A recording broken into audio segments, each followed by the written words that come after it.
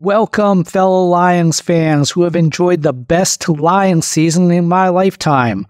We are 2 months into the offseason at this point, so it's a good time to discuss some combine news, free agency news, as well as draft issues. And I'll recap the 49ers game. I'm Jimmy Liao, University of Michigan Medical School grad, board certified in family medicine.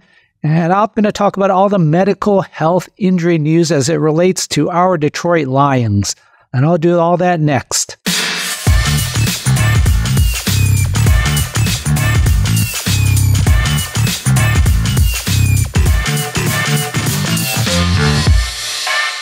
Like Jim Harbaugh, after a few years at U of M, I moved onto the West Coast. He went to LA. I'm here in Washington State. That made it easy to make the trip to Santa Clara for the Niners game. So let me give you my impressions of that. The surrounding areas around the stadium are very nice. It's located in a commercial industrial type suburb. So you got big multi-lane roads, easy to walk and drive around. Everything looked very safe, very nice. Multiple hotels are within a couple miles of the stadium, and there are 2 within about a half a mile. I stayed in one of those, so it was only about a 10-minute walk. So if you're looking to go to the game, you can walk there from a hotel. Even if you drive, traffic does not seem like it would be a major issue. San Jose, which is only about 15 to 20 minutes away from the stadium, is the big city close to the stadium. Unbeknownst to me, it has an enormous Vietnamese community, maybe the biggest in the country. One of my followers, at ham_MLY on Twitter, is Vietnamese. He gave me a bunch of recommendations of places to visit and to eat, and I appreciated all that. The stadium itself is probably the least impressive of all the ones I've been to so far, at least aesthetically. It's a perfectly fine place to watch a game, but it doesn't look that great. The exterior looks like an unfinished director's set. The concourses were all very basic. Contrast this with the LA stadium, which I felt was the most impressive one. Now, walking around before the gates opened, a DLP listener recognized me and said hi, and we talked for a while. His name was Roberto, and his wife was, I believe, Stephanie. If I got the names mixed up, I apologize. It was a long day. So please let me know or correct me on Twitter. They live in California, so they drove to the game like probably many Lions fans. Afterwards, my 10-year-old son, who I had taken to the game, said to me, "Dad, you're famous." I was like, "Yep, me and Taylor Swift, famous NFL fans." So thank you to Roberto for making me look good in front of my kid. Unlike Taylor Swift, though, the NFL did not offer me a luxury suite, but I did have pretty good tickets for the game. Lions fans had an impressive turnout for this short notice playoff game on the other side of the country. There was a lot of blue in the stadium. If I had to rank all the road games I'd gone to last year as far as fan turnout, I'd probably say number 1 would be the LA Chargers, although it's hard to tell for sure because the colors are the same there. Number 2 was the Packers. Really impressive Lions turnout there. I remember at the end of the game, we were up by 14, so Packers fans had mostly left. Lions fans moved all the way down into the lower bowl, the bottom next to the bench. The Packer fan sitting next to me said, "That's a whole lot of blue." So even Packer fans were impressed with how many Lions turned out. Number 3 would be the Kansas City Chiefs game. This was impressive because it was the first game of the year. We were really not sure how many fans were going to turn out for that game, but there were a ton behind the bench. I remember pregame Brad Holmes was standing on the field talking to Sheila Ham, pointing at the crowd with a look of amazement at how many fans there were. And then 4th would be this Niners game. Again, still very impressive given the circumstances. Now, as far as the Niner fans, all the ones I interacted with were very nice, very pleasant. So bottom line is it's an easy place to go for a game if you're interested in that. The Lions are playing at Santa Clara again this coming season. I fully expect that game to be a Sunday nighter. It's going to be one of the biggest games of the year. So that should be fun. And being a night game, I'd probably recommend one of the hotels within walking distance, so you don't have to be driving around in the dark and you can avoid any late night drunk driving issues. All right, now let's talk about the game. Fortunately, no major injuries noted. You always worry about these late season games because any kind of major injury will knock them out of all of next season. The Niner game was only 8 months from the start of next season, so any major injury, ACL, Achilles, could have had major impact on the next year. Derek Barnes in the first quarter had an injury to his right knee at the 10-minute mark. I saw Jeff Risden during the game tweet that it looks similar to a Sam Laporta's knee injury, and he was right on about that. Did not appear to have any significant valgus or varus deformity, just a right knee hyperextension. Valgus is when the knees knock together, varus is when the knees spread apart. So we're probably dealing with just a bone bruise. Should be fine. Entering the last year of his 4-year rookie contract, expect no issues for next year. Kirby Joseph in the third quarter was swinging his left arm around like he might have had a possible stinger. He returned quickly and played the rest of the game, no issues. Jameson Williams, the final TD catch, landed awkwardly, possible mild left MCL sprain, no long-term concern there. He seems to land a bit awkwardly on some of his catches. We saw this in the Broncos game earlier in the year when both of his knees bend awkwardly, but he did not miss any time with that.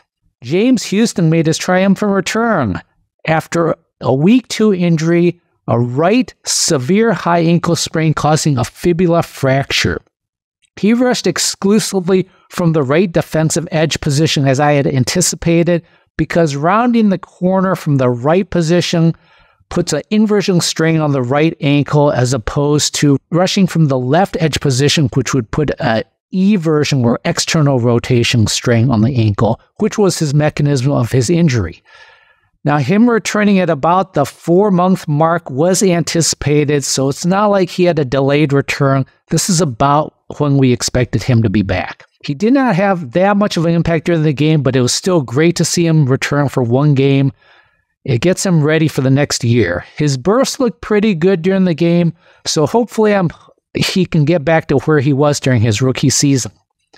He was tendered as an ERFA, which is an exclusive rights free agent, so he'll definitely be back next year.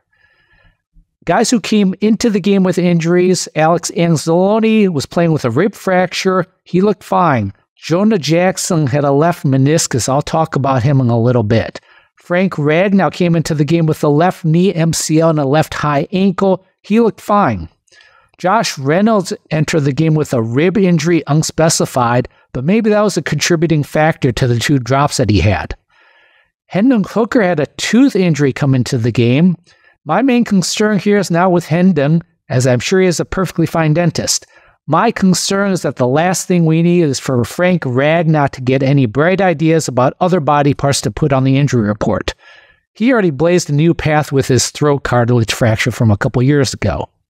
A guy who's not going to be following Frank Ragnow's footsteps, hopefully, is Sam Laporta, who had a left knee hyperextension and bone bruise, but his burst looked good during the game. He was still wearing his bulky left knee brace, but with some time and rest over the offseason, he should be in great shape for 2024. Khalif Raymond has a suspicion for a right PCL sprain on video, did not play in the game against the Niners, but with some time and rest, that should be fully healed for 2024.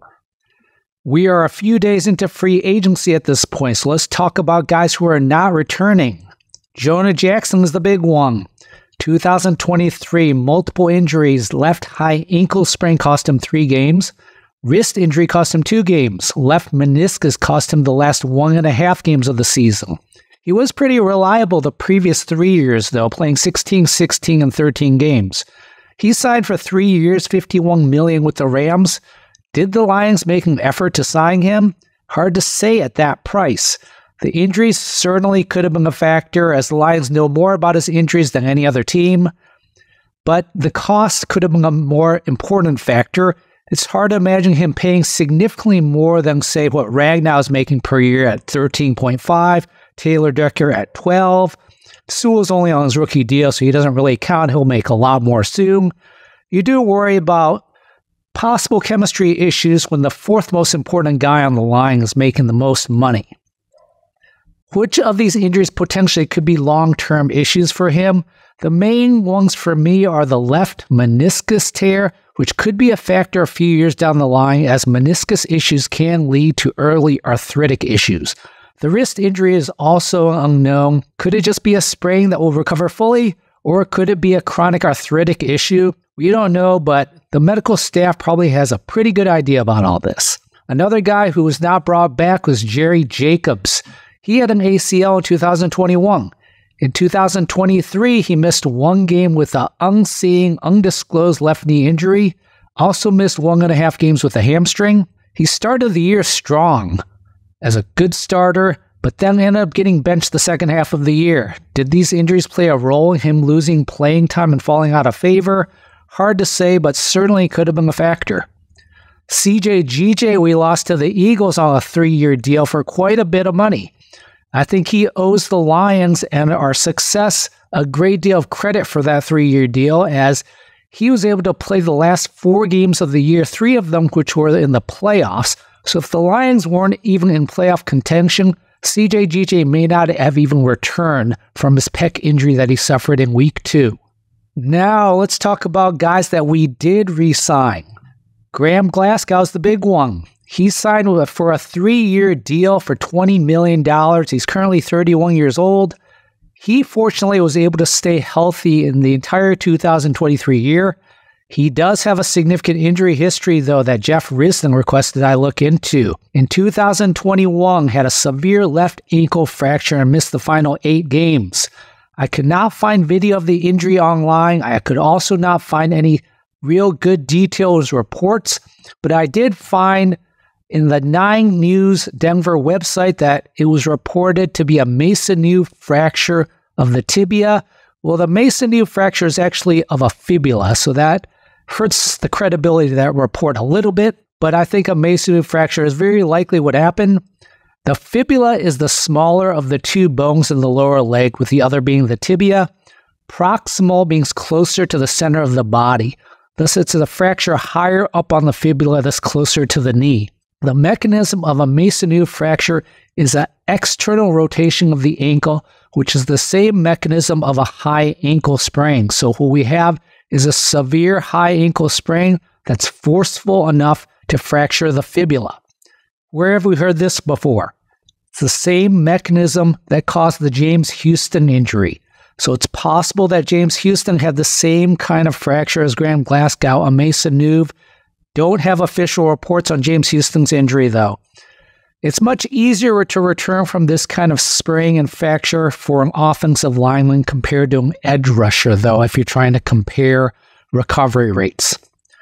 Another guy we re-signed is Zonovan Knight. He injured his left shoulder in week 5 on a pretty brutal direct trauma to his shoulder and was out for the year. So a good sign for his health that he is back. We traded for Carlton Davis, cornerback, 27 years old, hurt much of last year, though, with toe, hip, groin, and concussion. Played 12 games in 2023. Previous years, he had played 13, 10, 14, 14, and 13. So he has had a history of missing multiple games every year due to injuries. So we'll see how that trends going forward. We also signed Amik Robertson for 2 years, $9.25 million. He's a cornerback as well. Speaking of cornerbacks, re-signed Emmanuel Mosley to a 1-year deal. His injury history is significant. Tore his left ACL October 9th, 2022.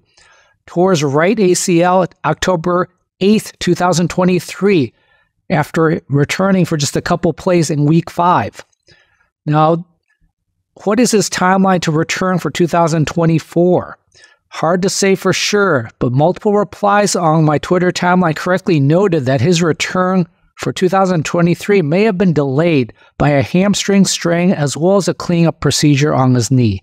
Hopefully that suggests that he could be ready earlier than in 2023, but I still think we can't totally count on him till midway through 2024.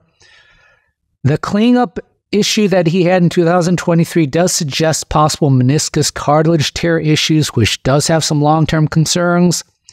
Now, him missing a few games at the beginning of the year, possibly starting on PUP, I don't think is a big deal. Since we are a contender this year, we're favored to go to the championship game again, which would make it about a 20-game season like last year.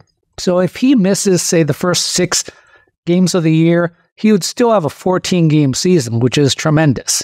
We also know quarterbacks get injured all the time, so having a healthy guy coming in partially through the season, I think, is perfectly fine from a strategy standpoint. All right, let's get to some NFL draft injury news, which is typically our favorite time of the year, although nowadays it's actually the playoffs. So what's going on with the draft? The biggest, most interesting guy is Kool-Aid McKinstry, cornerback, definitely a position of need for the Lions. He was found to have a Jones fracture at the combine. What is a Jones fracture? It's a fracture of the fifth metatarsal of the foot. If you're watching this on YouTube, I have a little foot model that I'm showing it to you on. The fifth metatarsal of the foot is on the outside of your foot, about midway up your foot. So a fracture in that area is called a Jones fracture. There are other fractures in that area, such as an avulsion fracture, which is slightly different, but in the same area. He likely had a stress fracture as he reportedly played on it during the season, thus it wasn't an acute fracture. He was planning on working out at the combine and still plans to work out his pro day, which also suggests a stress fracture. Did he know about this before the combine? My guess is absolutely yes. It's hard to imagine Alabama, with their basically professional medical team and famous surgeons, not knowing about a Jones fracture. It can be hard to see a Jones fracture on X-ray, though, especially a stress fracture, as they are not often seen on X-ray, but they can show up on MRI, so I'm sure he got an MRI when they were having concerns about that area of the foot. It was reported that he is going to get surgery for it, which is a screw fixation surgery after the draft. Now, there are some major red flags here if you're a Lions fan considering drafting this guy. Why did he not get this surgery done right after the season in January? We saw the game against Michigan. He could have gotten it done right at that point. Recovery after a Jones fracture surgery is usually around 6 to 12 weeks, so he possibly could have been back in time to do some testing before the draft. Was he hoping the Jones fracture would not be discovered at the combine and the plan to deal with it after the draft? This is definitely something I would look into if I'm a Lion GM, asking him these tough questions. Why did you not have this fracture dealt with earlier? Now, the reason the Jones fracture is problematic is because the poor blood supply, which results in unreliable healing in that area. Perfusion of blood is the key to healing. Areas of the body with high blood supply, like your hands or your face, heal very fast. You may notice this healing speed difference on your own body and different body parts when you cut yourself. So what's the risk of the Jones fracture going forward? Number one is refracture rate, which is around 7 to 12%. That means you're breaking the bone again. Number two is non-union. Given the poor blood supply, sometimes that fracture does not heal, which is called a non-union. There's about a 3 to 4% chance of this happening after surgery, although there are some reports that say it's up to 8%. Without surgery, it's 25% approximately. So it's a frequent thing that this Jones fracture just does not heal well. We won't know about the non-union status until after the draft, which is a major issue. The third reason is, once he gets his screw implanted into that bone to fix it, could that decrease his athletic ability? Definitely a possibility there. The screw can cause discomfort. Also, the screw can slightly alter the biomechanics of that bone. The bone has a natural curvature in that fifth metatarsal. It's very subtle, and for everybody it's going to be slightly different. The insertion of a straight screw could slightly affect that curvature. So that surgery absolutely could affect his athletic ability going forward. Reportedly, he's getting the surgery after his testing at his pro day. So how can we trust his numbers at his pro day? First of all, pro days, it's hard to trust the numbers anyway compared to the combine. But let's say he runs, say, a 4.4 at his pro day. What's he going to be running after the surgery? Is it going to be a 4.5? Or maybe he runs a 4.5 at the pro day. Maybe after the surgery, he's at a 4.6. These are small differences, but they're major differences, especially at the cornerback position. We've seen this in the past with Lions cornerbacks. Darius Slay, a 4-4 guy. Jeff Okudah, a 4-5 guy. Tease Tabor, a 4-6 guy. We saw the athletic difference on the field, and it was pretty obvious. So losing a step, even a half step at cornerback, could be a huge difference. And is that worth drafting a guy early with this big unknown? So if you draft this guy, you're taking on that few percent risk of a non-union, which would require another procedure. Possibly, maybe you lose him for most or even the entire rookie season. And you're risking getting a player that's just not athletically the same as he looked on tape in college. So lots of risk here. So if you see the Lions passing on him in the first round, second round, don't be overly concerned because they know about his medical issues more than we do. Speaking of Jones fractures, Johnny Newton, defensive tackle out of Illinois, had surgery for a Jones fracture in January. He played the second half of 2023 season with that injury, so likely a stress fracture similar to Kool-Aid. Another cornerback with the current injury is Cooper DeJean, Iowa cornerback. Fibula fracture, hurt his leg in practice, did not work out at the combine. If it's an isolated fibula fracture, not a big deal. If it's a James Houston issue where it's a severe high ankle sprain with the fibula fracture, then it's a much bigger deal. Nate Wiggins, a cornerback, had a hip flexor strain at the combine. Those of you who remember Kenny Golladay from a few years ago, he had what I suspect is a hip flexor strain that year, missed about half the year for it. So these things can linger. Typically, hip flexor strains shouldn't be a major issue going forward, though. Ennis Rakestraw, cornerback, hurt his groin at the combine. He also had an ACL tear in 2021. Missed 4 games last year with a groin ab issue. In December 2023 had core muscle surgery. So with multiple cornerbacks in the draft currently dealing with issues and injuries, you do wonder if there was a slight impetus there to sign the guys we signed and trade for the guys we traded for the offseason, which were Amik Robertson, Carlton Davis, and Emmanuel Mosley. Now, Jeff Risdon has a good article with a lot of details about Ennis Rakestraw, who I mentioned, along with Peyton Willis, Michael Penix, Amarius Mims. All these guys have a significant injury history, so look at that article for details about that. Now, there is a question from Jeff Merrill on Twitter. He was wondering about my take on a lot of these injury issues. Well, some injuries are now long-term issues and some are. For example, an ACL is not a long-term issue, but any associated meniscus tear with that ACL injury is a concern because at some point down the line, that missing meniscus can lead to increased damage of the articular cartilage, which causes arthritic-type issue. Amarius Mims, the offensive lineman in Risdon's article, who had a high ankle sprain with tightrope surgery. I'm not worried about high ankle sprains with offensive linemen. I don't think that's a long-term concern. The main overriding question for all these GMs is whether a history of many injuries means an increased risk of injury in the future. That is the main thing they're trying to figure out. And I think that is something to be concerned about if a guy has a history of many injuries. It's possible that the player's body simply can't handle the rigors of football. It's possible that their playing style increases their risk of injury. Maybe they can't avoid injury as well. Maybe they can't see dangerous situations on the field as well as other players. It's also possible that some players are able to play through an injury more effectively than others. So it's certainly a case-by-case basis here and a big gray area and a big topic of debate, but it's something definitely needs to be looked at on a case-by-case basis for all these guys. All right, that's it for today. As always, feel free to leave any opinions or perspectives on any of these medical issues on Twitter at Jimmy Liao MD. Last name is Liao. Thanks for listening.